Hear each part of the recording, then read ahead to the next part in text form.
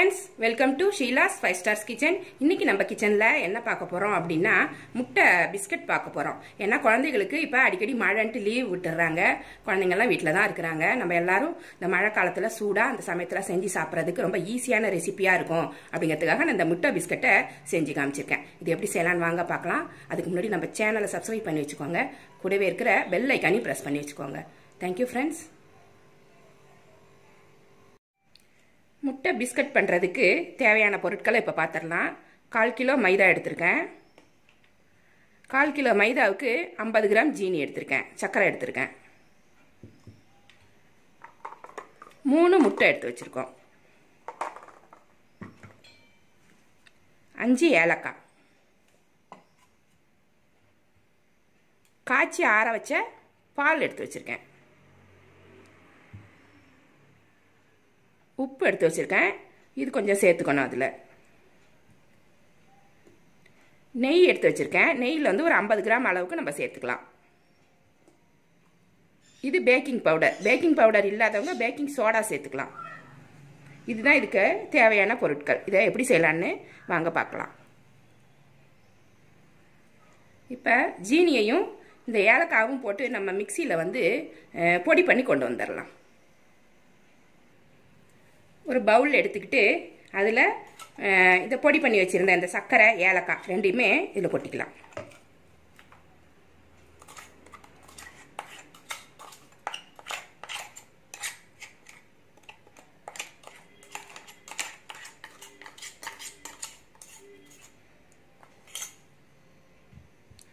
அடுத்தது மைதாவை இது கூட சேர்த்துடலாம்.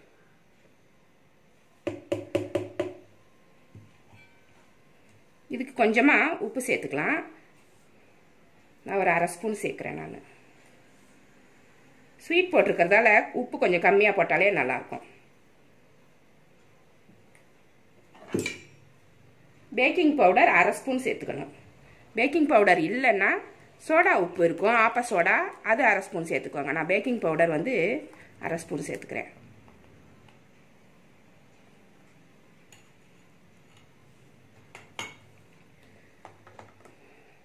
மூணு முட்டை அதை உடச்சி ஊற்றிக்கலாம்.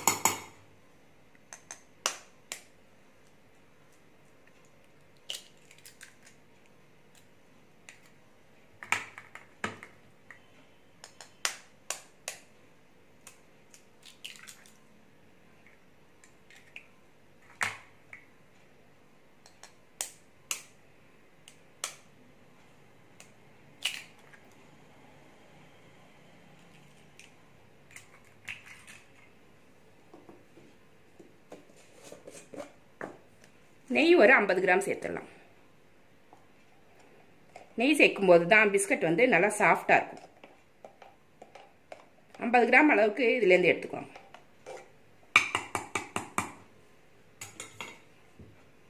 இப்போ எல்லாத்தையுமே சேர்த்து பிசைஞ்சிடுவோம்.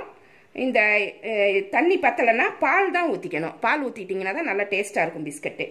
நல்லா பிசைஞ்சிட்டு கொஞ்சமாக பால் ஊற்றி பிசைஞ்சி பூரி மாவு மாதிரி பிசைஞ்சிக்கணும். சப்பாத்திக்கு பூரிக்கெலாம் பிசைகிற மாதிரி கெட்டியாக பிசைஞ்சு எடுத்துக்கணும். இதை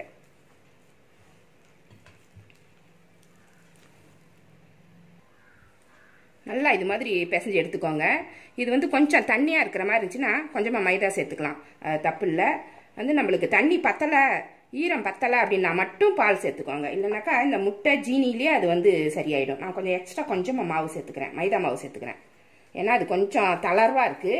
அதனால் கொஞ்சமாக மைதா போட்டு அதை கெட்டியாக பிசைகிற மாதிரி ஒரு மாவாக ரெடி பண்ணிப்போம். எக்ஸ்ட்ரா மாவு கொஞ்சம் போட்டுக்கோங்க.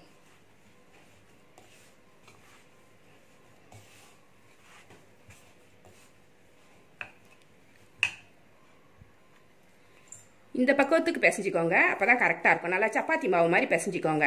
அது மாதிரி ஈரம் அதிகமாகிடுச்சு, தண்ணி அதிகமாக இருக்குது, அந்த முட்டையெல்லாம் ஊற்றுனது அப்படின்னா கொஞ்சம் மாவு போட்டு பிசைஞ்சு இந்த பக்குவத்துக்கு எடுத்து இது ஒரு 1/2 மணி நேரம் ஊறணும். இதை மூடி போட்டு மூடி வச்சிடலாம். ஒரு 1/2 மணி நேரம் ஊறினதுக்கப்புறம் நம்ம இதை பிஸ்கட்டை ரெடி பண்ணிடலாம். இது 1/2 மணி நேரம் ஊறட்டும். மாவு 1/2 மணி நேரம் ஊறிடுச்சு. இனிமேல் நம்ம பிஸ்கட் ரெடி பண்ணிடலாம். இப்போ ஒரு சப்பாத்தி பலகை எடுத்து வச்சுருக்கேன். இதில் கொஞ்சமாக மைதாவை தூவி விட்டுருங்க.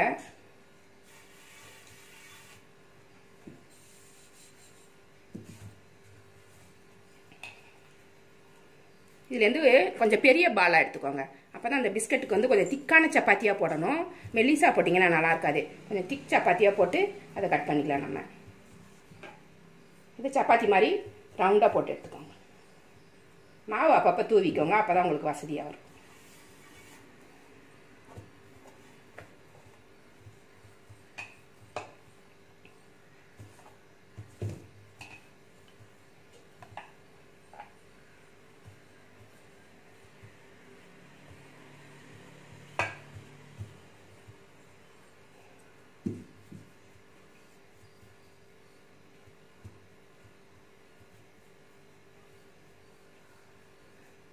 இப்படி ரவுண்டாக போட்டு எடுத்துக்கோங்க. ரொம்ப சப்பையாக போட வேண்டாம். கொஞ்சம் திக்னஸ் இருக்கிற மாதிரி பார்த்து போட்டுக்கிட்டு இதை அப்படியே அழகாக டைமண்டாக கட் பண்ணிக்கலாம். பிஸ்கட் கட்டர் இருந்துச்சுன்னா உங்களுக்கு தேவையான டிசைனில் கட் பண்ணிக்கோங்க. இதை வந்து நான் வந்து இன்றைக்கி டைமண்ட் ஷேப்பில் தான் கட் பண்ணுறேன்.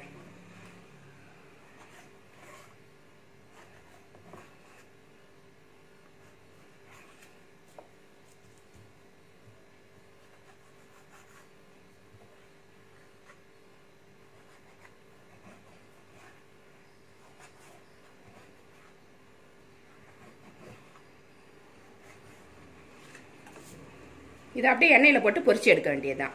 நம்ம எண்ணெய் காய வச்சுருக்கேன், இதை நம்ம பொரிச்சு எடுத்துகிட்டு வந்துடலாம். எண்ணெய் சூடாயிருச்சு. இப்போ எல்லாத்தையுமே இதில் எடுத்து போட்டு விட்டுடலாம். எண்ணெய் சூடான உடனே கொஞ்சம் மீடியமில் வச்சுக்கோங்க, இல்லைன்னா ரொம்ப மேலே வந்து கலர் மாறிடும்.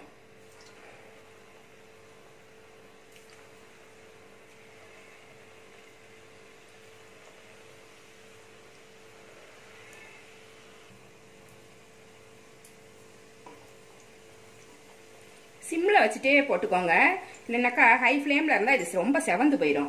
அதனால் இதை பார்த்து சிம்மில் வச்சே சுட்டுக்கோங்க. கொஞ்சம் ஃபஸ்ட்டு ஒரு 4 பீஸ் போட்டு பார்த்துட்டு அது எப்படி கலர் வருது அப்படிங்கிறத பார்த்துட்டு தான் அப்புறம் மீதியெல்லாம் போட்டுக்கணும். ரொம்ப கலர் செவந்து போகுது அப்படின்னா கொஞ்சம் நேரம் எண்ணெய் வந்து சூடு குறைஞ்சதுக்கப்புறம் நீங்கள் போட்டு எடுத்துக்கோங்க. உங்களுக்கு கலர் வந்து கரெக்டாக வந்துடும். டேஸ்ட்டும் சூப்பராக இருக்கும். இந்த முட்டை பிஸ்கட் வந்து ரொம்ப சாஃப்டாக இருக்கும். இந்த ஜீனி போட்டிருக்கிறதால டக்குன்னு உங்களுக்கு செவர்ற மாதிரி தெரியும். அதனால தான் நான் சொல்கிறேன். இப்போ நான் ரொம்ப லோ ஃப்ளேமில் வச்சுருக்கேன். நான் சிம்மில் வச்சு தான் இதில் செய்கிறேன்.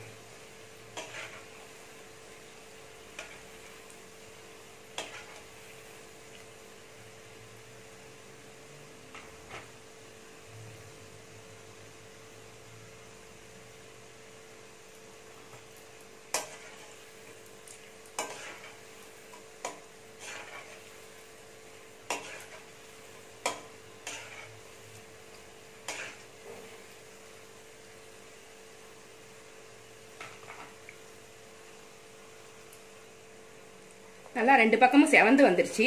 ரொம்ப செவக்க தேவையில்லை. இந்த மாதிரி இருக்கும்போது நம்ம எடுத்துக்கலாம். இல்லை ஃப்ளேம் மட்டும் பார்த்து வச்சுக்கோங்க. அதிக ஃப்ளேம் வச்சுட்டிங்கனாக்கா உங்களுக்கு ரொம்ப செவந்து போயிடும், கலர் மாறிடும். இந்த மாதிரி இருக்கும்போது அழகாக எடுத்து வச்சுக்கோங்க.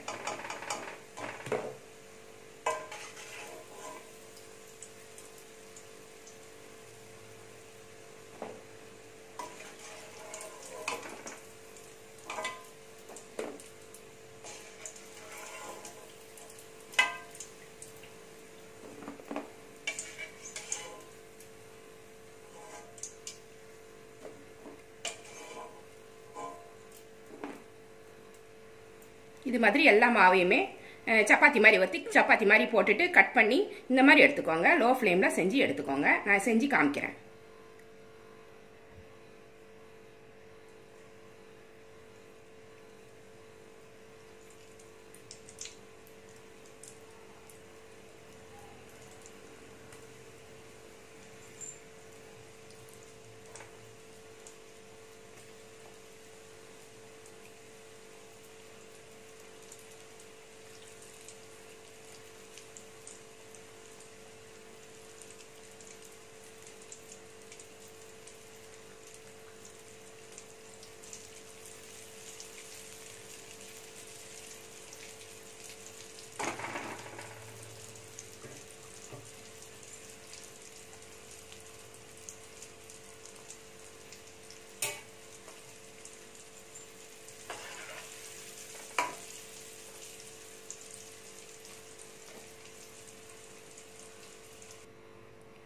இப்போ சூப்பராக முட்டை பிஸ்கட் ரெடி ஆயிடுச்சு.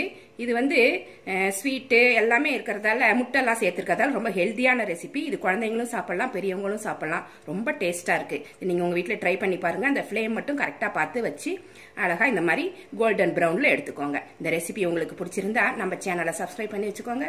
கூடவே இருக்கிற பெல் ஐக்கானே ப்ரெஸ் பண்ணி வச்சுக்கோங்க. இவ்வளோ நேரம் என்னோட வீடியோவை பார்த்தா எல்லாருக்குமே நன்றி. Thank you friends.